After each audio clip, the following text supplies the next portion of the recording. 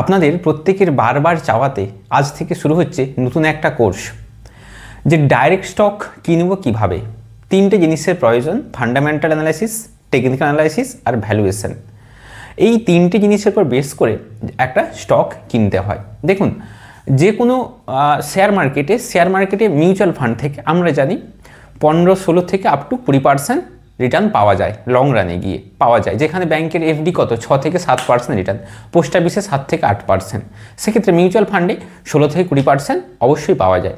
যাদের বিশেষ সময় থাকে না, তারা সঠিক ফান্ড নির্বাচন করে কীভাবে ইনভেস্ট করতে হয়, মিউচুয়াল ফান্ড লিমিটেড, অর্থাৎ আপনি সময় দিতে পারছেন না, একবার প্রপার শিখে নিয়ে ভালো ফান্ড সিলেক্ট করে নিলে, ইনভেস্ট করলে 16 থেকে 20% বা স্মল ক্যাপ হলে 25% পর্যন্ত লং টার্মে গিয়ে পাওয়া যেতে পারে। কিন্তু যদি আপনি ডাইরেক্ট স্টক কিনেন, এখানে কত পার্সেন্ট পাবেন এর কোনো সীমা পরিসীমা নেই, আনলিমিটেড। অর্থাৎ একটা স্টক যখন আপনি কিনে হোল্ড করে রাখবেন, ভালো দামের মানে এটা ভালো কোয়ালিটি স্টক, কম দামে কিনবেন, লং টার্মের জন্য হোল্ড করবেন, তাহলে এর কত পার্সেন্ট রিটার্ন কেউ জানে না। কারণ সঠিক যদি আপনি অ্যানালাইজ করে সঠিক যদি স্টক কিনে যদি ইনভেস্ট করেন, তাহলে আপনার যে ইনভেস্ট অ্যামাউন্ট বা রিটার্ন বা প্রফিট কোন জায়গাতে পৌঁছাবে আপনি ভাবতেও পারবেন না। এবার অনেকে কী ভুল করে, এই লোভে পড়ে, অর্থাৎ শেয়ার মার্কেটে এত প্রফিট, এই লোভে পড়ে কী করে অনেকে ইনভেস্ট করা শুরু করে দেয়। আলটিমেট ভুল কী করে জানেন তো, একটা স্টক যখন অলরেডি অনেকটা বেড়ে গেছে, তখন ভাবে এই স্টকটা কিনে নিই, এত বাড়ছে, তাহলে এখন কিনে নিই, তাহলে এখন আমি প্রফিট করতে পারবো। আলটিমেট বেশিরভাগ ক্ষেত্রে উল্টো হয়। ভাবুন, শেয়ার মার্কেটে অনেকে ইনভেস্ট করেন, সে মিউচুয়াল ফান্ড হোক বা ডাইরেক্ট স্টক হোক বা ইটিএফ হোক, সকলে কি প্রফিট করতে পারে না। দেখুন, আমি আপনাদেরকে ট্রেডিং জিনিসটা থেকে এখন অ্যাভয়েড করতে বলছি এই কারণে, ট্রেডিং থেকে প্রফিট পাওয়া যায়, প্রফিট প্রপার শিখে। কিন্তু আমাদের ডেটা কি বলেছে জানেন, অপশান যে ট্রেডিংটা হয়, ফিউচার অপশান, সেখানে 90% মানুষ টাকা হারায়। তাহলে কোন 10% মানুষ টাকা প্রফিট করতে পারে? যারা নিজেকে কন্ট্রোল করতে পারে, দীর্ঘদিনের প্র্যাকটিস, একটা লং টার্মে প্র্যাকটিস, স্কিল মানে ধৈর্য ইত্যাদি করে করে তারা লং টার্মে গিয়ে ট্রেডিং থেকে প্রফিট করতে পারে। কিন্তু সেই পার্সেন্টেজটা কম। বেশিরভাগ মানুষকে দেখেছি ট্রেডিংয়ে টাকা খোয়ালো, তো হাল ছেড়ে দিল। আলটিমেট একটা স্টপ লস ইত্যাদি অনেক কিছু রয়েছে। আমি আপনাদেরকে বলছি, প্রকৃত ওয়েলথ বিল্ডিং হয় কিন্তু লং টার্ম ইনভেস্টমেন্টে। আবার বলছি, শেয়ার মার্কেটে প্রকৃত টাকার অধিকারী হওয়া যায় ম্যাক্সিমাম ক্ষেত্রে কিন্তু, বলুন, লং টার্ম ইনভেস্টমেন্ট, সেটা হতে পারে মিউচুয়াল ফান্ড বা ইটিএফ অথবা ডাইরেক্ট স্টক। এবার এই ডাইরেক্ট স্টক আমি দেখেছি বহু মানুষ বা অনেকেই আমাকে হোয়াটসঅ্যাপে মেসেজ করেন যে এই স্টক আমি এই দামে কিনেছি, কি করব? বিক্রি করব? বেশিরভাগ মানুষ ডাইরেক্ট স্টক কিনে কি হয়, আলটিমেট ক্ষতি হয়। কেন ক্ষতি হয়? ভাবুন, একটা মিউচুয়াল ফান্ড, সেই মিউচুয়াল ফান্ড অনেক এক্সপার্টিজ রয়েছে, অনেক তারা দক্ষ তারা মাথা খাটিয়ে স্টক কিনে, স্টক পিক করে, অনেক তারা পুরোপুরি সময় ডেডিকেশনে তারা স্টক কিনে। তো সেক্ষেত্রে মিউচুয়াল ফান্ড কত আমরা দেখেছি যে লং রানে এভারেজ প্রতি বছর গড়ে কত 15, 16, 18, 20 এরকম % রিটার্ন দেয়। আর আপনি নতুন শিখে ভাবছেন যে মিউচুয়াল ফান্ডকে টপকে আমি তার থেকে বেশি প্রফিট জেনারেট করব? বেশিরভাগ ক্ষেত্রে কিন্তু হয় না। দেখুন, প্রথমে আবারও বলছি, একটা কথা বারবার বলি, প্রথমে লার্ন দেন আর্ন, এটা কিন্তু আপনাদেরকে প্রথম মানতেই হবে। যে কোনো বড় বড় ব্যক্তি বা যারা আলটিমেট ধনী হয়েছেন, তারা কিন্তু এই জিনিসটা মাথায় রেখেছেন, প্রথমে আমাকে লার্ন করতে শিখতেই হবে, নাহলে আমি আর্ন করবো কী করে? প্রথমে লার্ন দেন রিমুভ এল। আচ্ছা, এবার আমি এটা বলতে যাচ্ছি, এই যে শেয়ার মার্কেট বা স্টক মার্কেট, এটা অনেকে বলে থাকেন যে জুয়া, তাই তো? অনেকে বলে থাকেন জুয়া। আচ্ছা, ভাবুন সত্যি যদি জুয়া হতো, তাহলে এত মানুষ যারা পৃথিবীতে কোটিপতি বা মিলিনিয়ার, তারা কিন্তু স্টক মার্কেটকে ইউজ করেই কোটিপতি বা বিলিনিয়ার হয়েছেন। আপনারা নিশ্চয়ই শুনেছেন রিসেন্ট একটা নিউজ, যে এলন মাস্কের একদিনের যে গেন বা একদিনের যে প্রফিট মুকেশ আম্বানির সারা জীবনের প্রফিটের থেকেও বেশি। কি করে সম্ভব?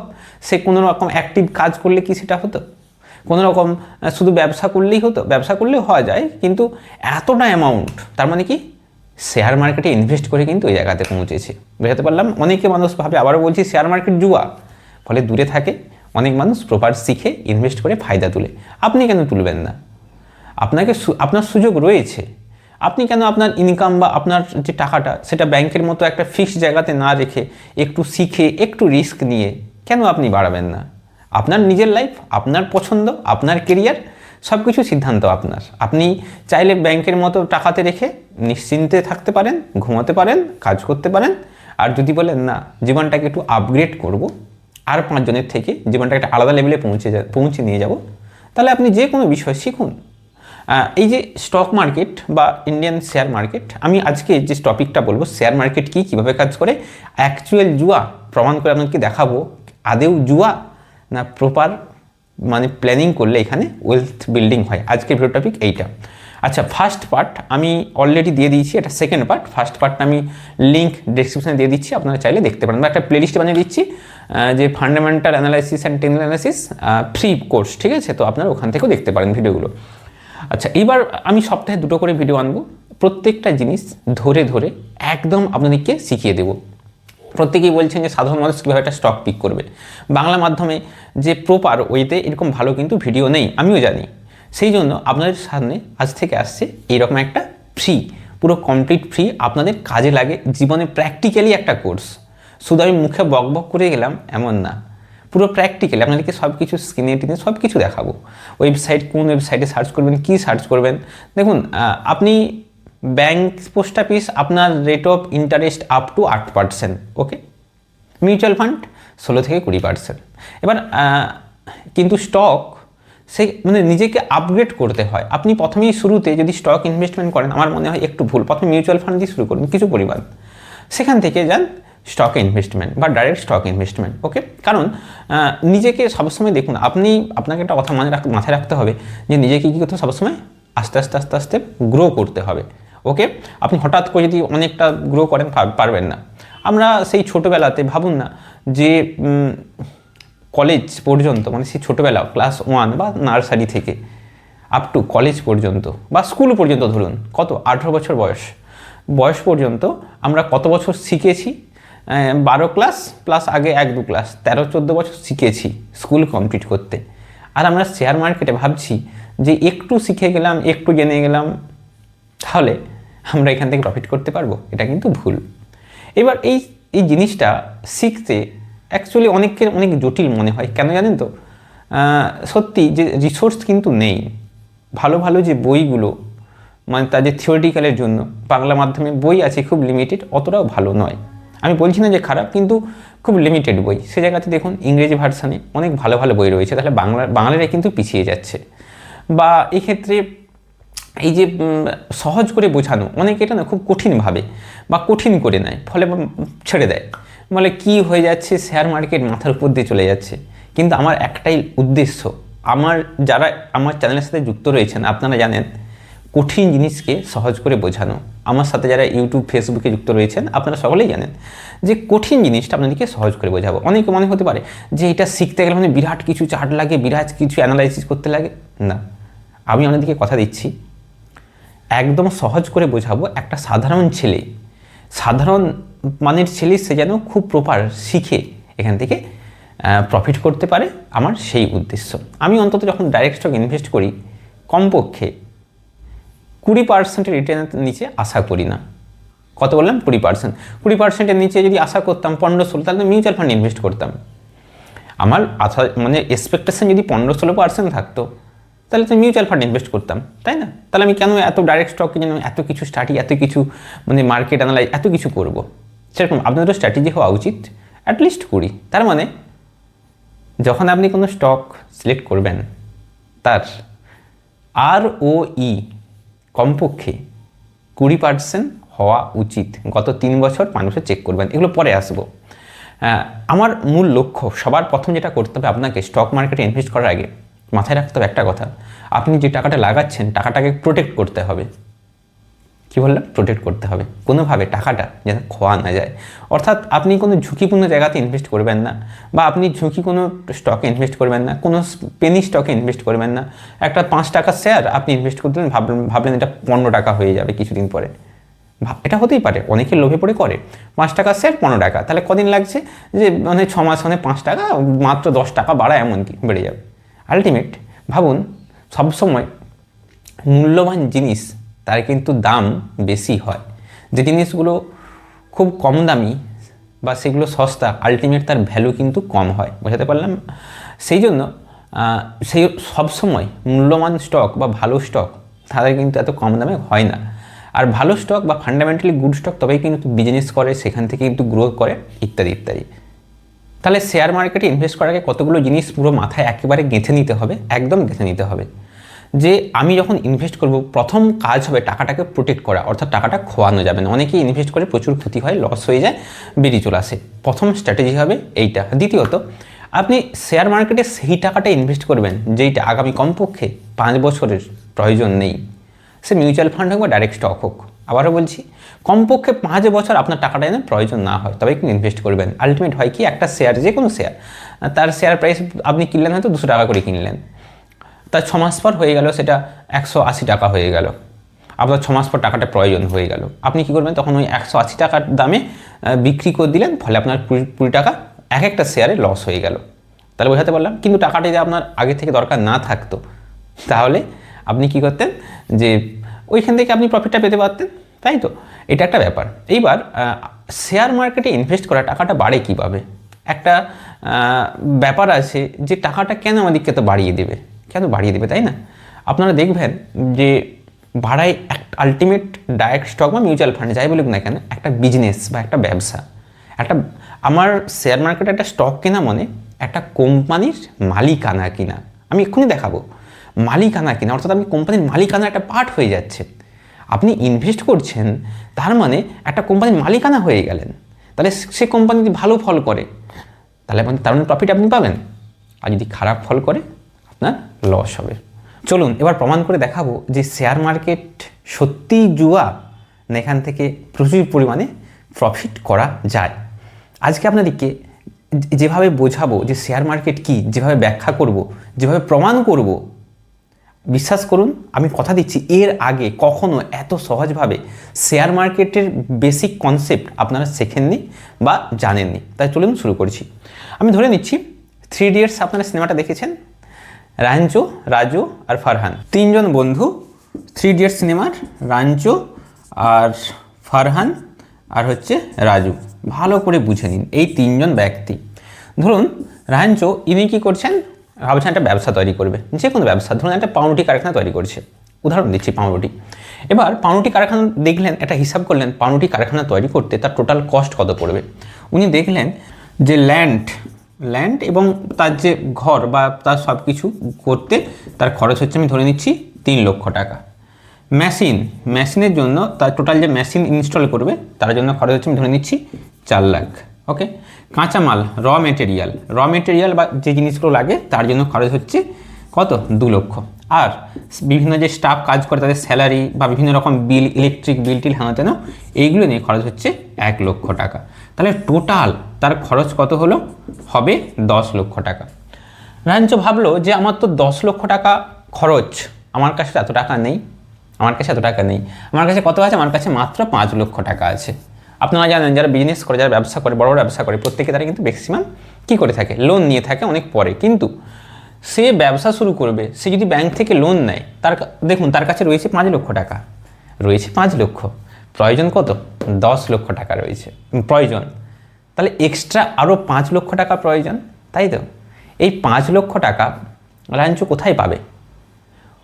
কী অপশান আছে, হতে পারে ব্যাংকে গিয়ে লোন নিতে পারে। কিন্তু ও যে ব্যাংকে গিয়ে লোন নেবে, ব্যাংকে তো ইএমআই লাগবে, তাই তো? এমনি তো লোন নেবে না, আমি ধরলাম লোন পেয়ে যাবে, কিন্তু তাকে মেটাতে হবে। কিন্তু ব্যবসা সেই শুরু করবে, শুরুর সঙ্গে সঙ্গে কি ব্যবসাতে প্রফিট হয়ে যাবে বলুন? একটা ব্যবসা যারা শুরু করে, শুরুর সঙ্গে সঙ্গে প্রফিট হয় না। তো ও ভাবলো যে আমি ব্যাংকে গিয়ে, ধরুন প্রফিট হলো না, তাহলে তার ক্ষতি হতে থাকবে। তাহলে কি করবে, টাকা কোথা থেকে নেবে? তার যে বন্ধু ফারহান, ফটোগ্রাফার, তাই তো, তার সাথে কথা বললেন, তার কাছে দেখলো গুড়ি পুড়িয়ে 3 লাখ টাকা আছে। কত, 3 লক্ষ। তাহলে হয়ে গেল 8 লক্ষ। আর কত, 10 লক্ষ হতে 2 লক্ষ প্রয়োজন। গরিব বেচারাকে, রাজু গরিব ফ্যামিলির ছেলে, সে বলল আমাদের যা যা আছে সব কিছু বন্ধক দিয়ে আমি 2 লক্ষ টাকা দিতে পারবো। অর্থাৎ এ দিল 2 লক্ষ টাকা। তাহলে 5 3 8 2 10 লক্ষ টাকা। তাহলে 10 লক্ষ টাকা টোটাল উঠলো। এইবার এই যে 10 লক্ষ টাকা উঠে গেল, এই 10 লক্ষ টাকা যখনই উঠে গেল, সঙ্গে সঙ্গে 10 লক্ষ টাকাতে ব্যবসা করা শুরু হলো। যখনই বিজনেস শুরু হয়ে গেল 10 লক্ষের, একটা কথা মাথায় রাখতে হবে, এই তিনজন কিন্তু মালিকানা হয়ে গেল। কেন? মালিকানাই তো, তিনজন তো টাকা দিয়েছে, তিনজনের মালিকানা রয়েছে। রায়ঞ্চ তো একা নয়, হতে পারে সে কনসেপ্ট দিয়েছে, শুরু করেছে। মালিকানা তিনজন, কত পার্সেন্ট মালিকানা? রায়ঞ্চ হচ্ছে কত পার্সেন্ট? 5, এটা 50% মালিকানা, তাই তো। ফারহান কত? 3 লাখ, মানে 30%। আর রাজু হচ্ছে 20% মালিকানা। বোঝাতে পারলাম না? 50%, 30%, 20% মালিকানা। এইবার প্রফিট, মানে এইবার যখনই ব্যবসাতে প্রফিট হবে, যেরকম প্রফিট হবে এই অনুপাতে ভাগ হবে। 50, 30, 20। আপনারা সেই ক্লাস 10-এ একটা চ্যাপ্টার পড়েছিলেন, পার্টনারশিপ বা অংশীদারি কারবার, মনে পড়েছে? তিনজন এত টাকা দিয়ে ব্যবসা শুরু করলেন, বছরের শেষে লাভ এত হলে কে কত পাবে, মনে পড়েছে? একটু ভাবুন দেখি। যে আগে আনুপাতিক ভাগ হারটা বার করতাম, মনে পড়ছে? ধরুন কেউ দিল 4000, কেউ দিল 2000, কেউ দিল 1000। তাহলে আমরা কি করতাম? ওদের মূলধনের অনুপাত করতাম, মানে মূলধনটা। এটা হচ্ছে 4:2:1, মনে পড়ছে? দেখুন এখানে অঙ্ক করতে হবে না, ভয় পাওয়ার কিছু নেই, আমি জাস্ট কনসেপ্টে দিচ্ছি, এখানে অঙ্ক করতে হবে না। তাহলে এত অনুপাতে টাকাটা ওখানে লাগানো হচ্ছে, বোঝাতে পারলাম? তার মানে একটা জিনিস মাথায় রাখতে হবে, যে লাভ হবে প্রথমজন 4 অনুপাত, দ্বিতীয়জন 2 অনুপাত, তৃতীয়জন 1 অনুপাত। মানে এইখানে আমি এটার ক্ষেত্রে আসছি, এদের মূলধনের অনুপাত কত? 50, 30, 20। একটু সহজ করে দেখাচ্ছি, 50%, 30%, 20%। অর্থাৎ এটাকে আরও ছোটো করা যায়, আমি যাচ্ছি না। 100 টাকা লাভ হলে 50 টাকা লাভ নেবে রাঞ্চ, 100 টাকা লাভ হলে 30 টাকা লাভ নেবে ফারহান, আর 20 টাকা লাভ নেবে কে? রাজু। এটা তো খুবই ভালো। কিন্তু এমনও তো হতে পারে যে ব্যবসা লস হতে পারে কি পারে না? এমনটা নয় যে ব্যবসা মানে 100% প্রফিট হবে না, প্রফিট হবে না, ইম্পসিবল। সমস্ত সফল ব্যবসায়ীরা আগে অনেক ঠকে, অনেক টাকা লস মানে হারায়, আলটিমেট সাকসেস হয় অনেক পরে। কিন্তু লস তো হয়, ব্যবসা মানে তো একটা লাভ লোকসান থাকে, এটা নিয়ম। তার মানে যখন লস হবে, ধরুন 500 টাকা লস হয়ে গেল, 500 টাকা, তাহলে রাঞ্চ তো বেশি টাকা লাগিয়েছে, ওর বেশি লস হবে। তাহলে 50, 5, 25, মানে 500 টাকার মধ্যে এরই 250 টাকা লস, এর লস হচ্ছে 150 টাকা, এর লস হচ্ছে 100 টাকা লস। তার মানে কোম্পানির শেয়ার বা কোম্পানির মালিকানা বা পার্টনারশিপ হওয়া মানে যেমন প্রফিট হবে তেমন প্রফিট পাবে, যেমন লস হবে তেমন লস হবে। হয়েছে? চলুন পরের স্লাইডে চলুন। তাহলে আমরা দেখলাম ফাইনালি রায়ঞ্চ দিয়েছে কত টাকা? উনি দিয়েছেন 5 লক্ষ টাকা, ফারহান দিয়েছে 3 লক্ষ টাকা, আর রাজু দিয়েছে 2 লক্ষ টাকা। এইবার কথা হচ্ছে, হঠাৎ করে রাজুর তার বোনের বিয়ে লেগে গেল, হতে পারে। যখন বোনের বিয়ে লেগে গেল, টাকার প্রয়োজন, তখন এ বলল আমি যে 2 লক্ষ টাকা লাগিয়েছি, আমাকে টাকা দিতে হবে। আলটিমেট তখন এরা বলল টাকা কি করে দেব? টাকা তো ব্যবসাতে লাগিয়ে দিয়েছি, টাকা কি করে দেব? ব্যবসাতে খাটছে টাকা কি করে দেব? তখন রাজু বলল আমার তাহলে কি বোনের বিয়ে হবে না? অবশ্যই হবে। আমার কি টাকা প্রয়োজন? আমার প্রয়োজন হতেই পারে, অবশ্যই হতে পারে। তখন রাজুর টাকা প্রয়োজন, সমস্যা শুরু করলো। যখনই সমস্যা শুরু করলো, টাকাটা আসবে কোথা থেকে? একে খুঁজছে। এই 3 জন তো ভালো বন্ধু, 3 ইডিয়টস। আর তো কোনো এমন কাউকে পাওয়া গেল না যে একসাথে এত বড় অঙ্কের টাকা দেবে, কাউকে পাওয়া গেল না। দিয়ে ওকে খুঁজে কিছুতেই পাওয়া গেল না টাকা দেবে। তখন ভাবলো যে একসাথে এত বড় টাকা তো কেউ দিচ্ছে না, তাহলে যদি এরকম করি যে কিন্তু 50, 100, 500, 1000 এরকম তো দিতে পারে। বুঝুন ব্যাপারটা, একসাথে 2 লক্ষ টাকা তো কেউ দিল না, বা ভরসা করলো না ব্যবসার উপর, বা একটা নতুন ব্যবসার উপর কেউ দিতে চাইলো না। নিয়ারেস্ট বন্ধু ছাড়া কেউ আপনাকে টাকা দেবে? আপনি যাবেন দেখি যাকে তাকে বলবেন যে আমাকে 20 লক্ষ টাকা দিন, দেবে না। ঠিক সেই রকম দেবে না, তার টাকাটা আমাকে তুলতে হবে রাজুকে দেওয়ার জন্য। তখন কি করবে? তখন এই 2 লক্ষ টাকাকে ভাবলো যে কতগুলো পাটে ভাগ করব। আমি ধরে নিচ্ছি যে 2 লক্ষ টাকা এই কতগুলো পাট ভাগ করা, প্রত্যেকটার দাম 500 টাকা, এইরকম করে 400টা পাটে ভাগ করব। আবার বলছি, আমি ধরে নিচ্ছি, সবই কিন্তু একটা অনুমান, যে এই 2 লক্ষ টাকাকে আমরা 400টা ভাগে ভাগ করব, 400টা ভাগে, মানে এবং প্রত্যেকটা ভাগে দাম 500 টাকা। আপনার ভাবুন না, 10 টাকাকে আমরা 5 ভাগে ভাগ করতে পারি। প্রত্যেকটা ভাগ কত? 2 টাকা। 10 টাকাকে 5 ভাগে ভাগ করতে পারি, প্রত্যেকের দাম 2 টাকা। ওকে, 5 দুগুণে 10। তাহলে একই রকম 2 লক্ষ টাকাকে আমরা 500 টাকা, মানে 500 টাকা করে 400টা আলাদা আলাদা পার্টে পার্টে ভাগ করব। হয়ে থাকে, ভাবুন আপনারা একসাথে ছোটোবেলায় বন্ধুরা ফিস্ট করছেন, ধরুন টোটাল ফিস্টের খরচ 1000 টাকা। 1000 টাকা যখন ফিস্ট, কেউ একজন বন্ধু সে কি পুরো টাকাটা দেবে? দেবে না। বলে আমরা সবাই মিলে খাবো, আমি কেন একা দেবো? তখন কি করলো, একটা চাঁদা কালেক্ট করে না, এ 30, এ 20, ও 50। দেখুন, একজন যদি হতো সে দিতে পারছিল না, যখন এই পার্টে পার্টে ভেঙে দিচ্ছে, তখন সবাই দেওয়ার জন্য সামর্থ্য বা দিতে পারছে। আমাদের লাইফটা না ঠিক সেই রকম, জানেন তো, যে আমরা জীবনে বা প্রথমেই হঠাৎ বড় করে একটা কিছু স্বপ্ন দেখে ফেলি যে এটা আমাকে পেতেই হবে, কিন্তু সেই বড় স্বপ্নটা বেশিরভাগ ক্ষেত্রে অ্যাচিভ হয় না। সেই বড় স্বপ্নটাকে যদি আপনি ছোট পার্টে ভাগ করে অ্যাচিভ করার চেষ্টা করেন, দেখবেন পারবেন। কীরকম? আপনি ধরুন একটা বই পড়বেন, স্টাডি করবেন আপনার সেলফ ডেভেলপমেন্টের জন্য। এবার আপনি ভাবলেন বইটা কত পাতা? 100 পাতা। আপনি ভাবছেন যে এই 1 মাসে আমাকে 100 পাতা শেষ করতে হবে। ভাবলেন 100 পাতা কী করে শেষ করব, পড়া শুরু করলেন, আলটিমেট ডিমোটিভেট হয়ে বন্ধ করে দিলেন। কিন্তু আপনি যদি ভাবেন যে মাসে কতদিন? 30 দিন, আমি পড়ার সময় দিতে পারবো 28 দিন মতো সময় দিতে পারবো, তাহলে আমাকে প্রত্যেক দিন 4 পাতা করে কমপ্লিট করতে হবে। 4 পাতা করে কমপ্লিট করতে হবে, তাহলে 25 দিনে শেষ হয়ে যাচ্ছে, তাই তো? তাহলে 1 মাস আমার কমপ্লিট হয়ে যাবে। ঠিক সেই রকম যখন ছোট পার্টে ভেঙে দিব, এই এত বড় 2 লক্ষ টাকা এক ছোট পার্টে ভেঙে দিই, তাহলে কিন্তু সেটা পাওয়া যাবে, যে না কেউ পাওয়া যাবে। এবার সেই জন্য 2 লক্ষ টাকাকে 400 পিস পার্টে ভেঙে দিলাম, আর 500টা, প্রত্যেকটার দাম হয়ে গেল কত? 500 টাকা প্রত্যেকটা। এবার কে নেবে? কোথায় নেবে? কাকে বিশ্বাস করবে? সেই জন্য কী করে, প্রথম এই কোম্পানি, দেখুন এই যে তাহলে এই যে 400 পিস ভাগে ভাগ করে দেওয়া হলো, এই 400 পিস ভাগকে বলা হয় এক একটা শেয়ার। কি বললাম? এক একটা শেয়ার। অর্থাৎ এই 2 লক্ষ টাকাকে 400 পিসে ভাগ করে দিলাম, হয়ে গেল এক একটা শেয়ার, মানে এই 400 পিস শেয়ার। এবার যখনই 400 পিস, প্রত্যেকটার দাম 500 টাকা, তাহলে রাজুর কাছে মোট কত পিস শেয়ার থাকলো? 400 পিস থাকলো।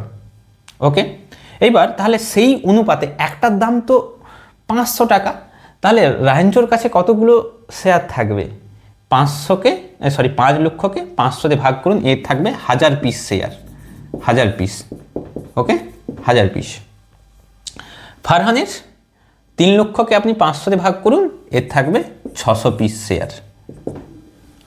যখনই এতগুলো পার্টে ভাগ করে দিল, একটা দাম তো 500 টাকা, তাহলে রায়ঞ্চোর কাছে হয়ে গেল 1000 পিস, ফারহানের কাছে রয়ে গেল 600 পিস, রাজুর কাছে রয়ে গেল কত পিস?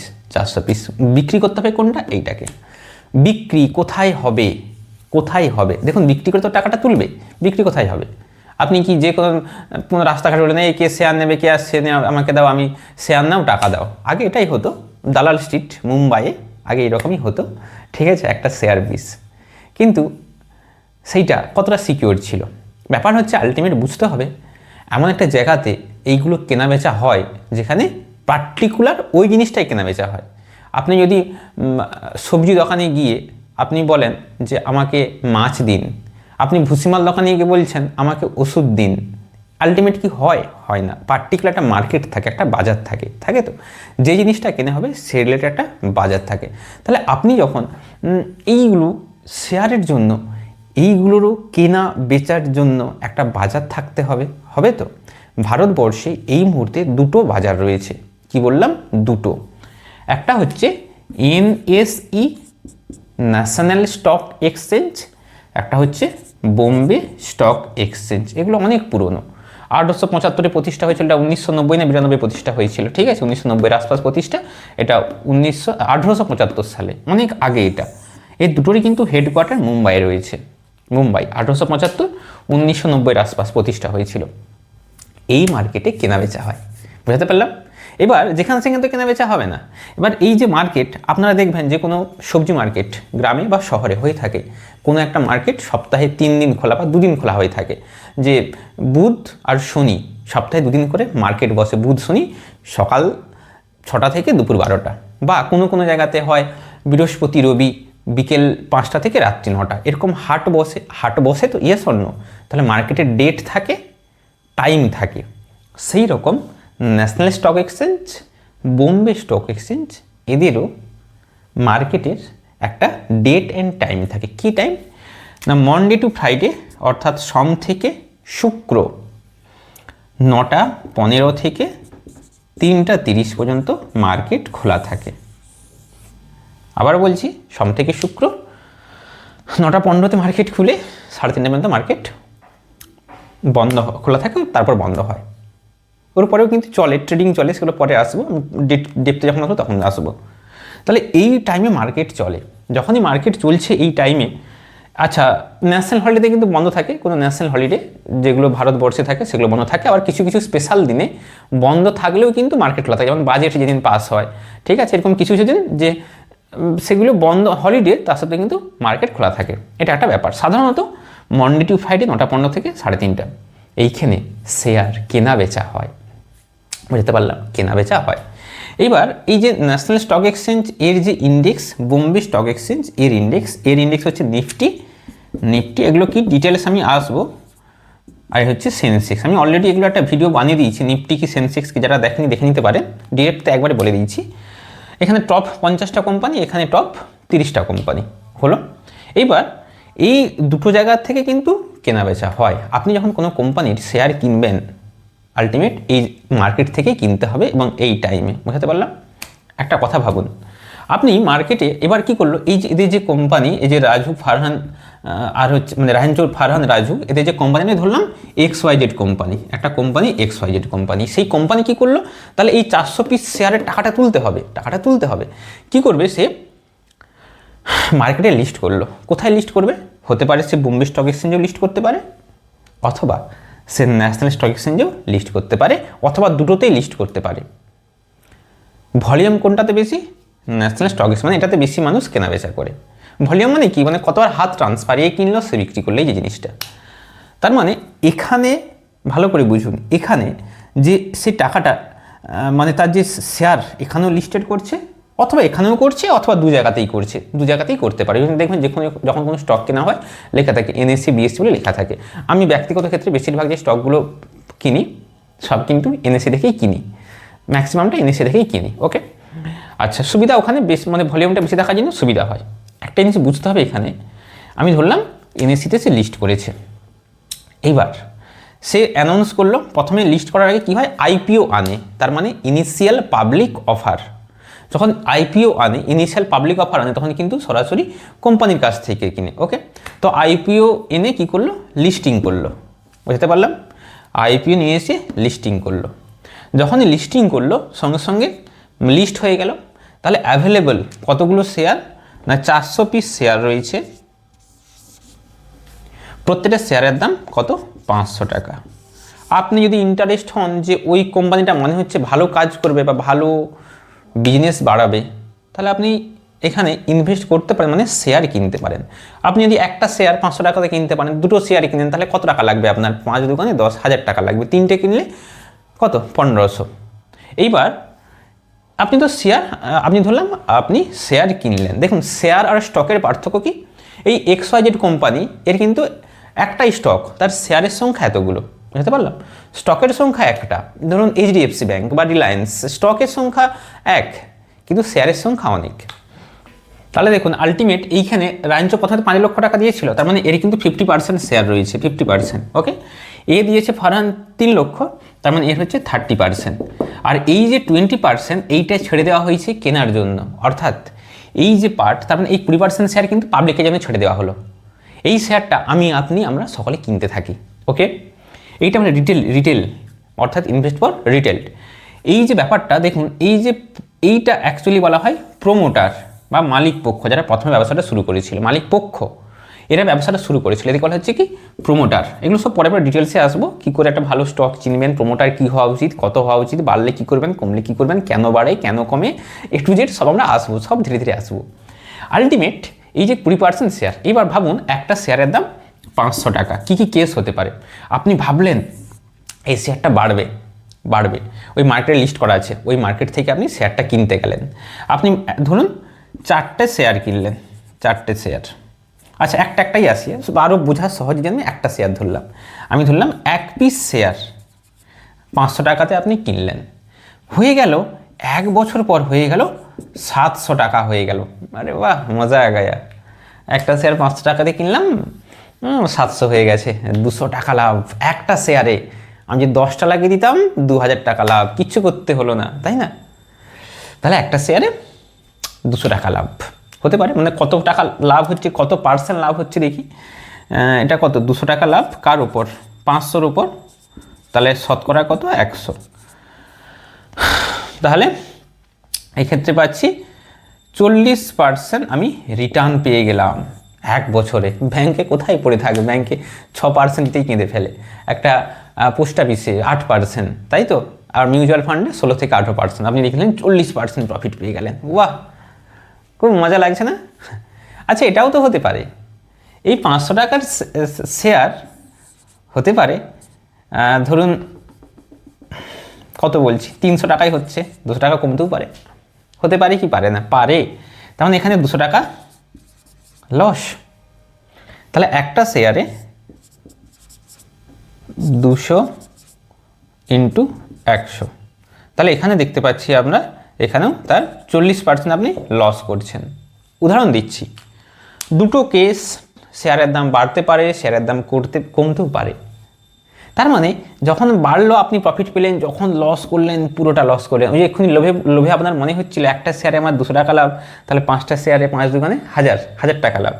তাহলে এখানে একটা শেয়ারে 200 টাকা, 5টা শেয়ারে 1000 টাকা মায়ের ভোগে, আলটিমেট লস হয়। এবার তাহলে আপনার লাভ বা এখানে প্রফিট ডিপেন্ড করছে একটা জিনিসের উপর, কি বলুন তো? শেয়ার প্রাইসের দাম বাড়া, দাম কমা।